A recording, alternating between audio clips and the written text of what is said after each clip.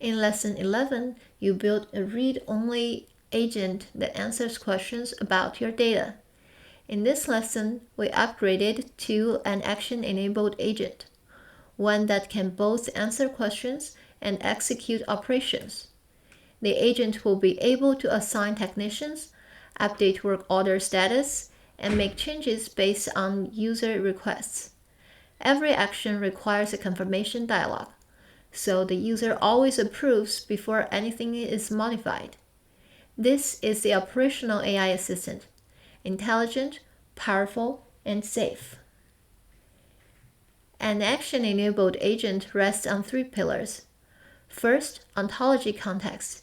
You specify which object types and properties the agent can read. This is the same as a read-only agent. Second, action permissions. You specify which operations the agent can confirm, and each one requires confirmation. Third, system instructions. You define how the agent should behave, when to use actions, and what edge cases to handle. Get all 3 right, and then you can have a trusted assistant. If you skip one, and the agent will become unpredictable. The ontology context setup is the same as Lesson 11. The difference is what the agent does with the data. A read-only agent reports it. An action-enabled agent uses it to make decisions.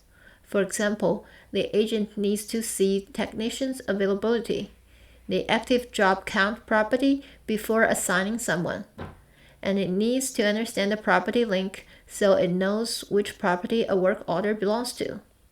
Same data access, but now the agent reasons over it before acting.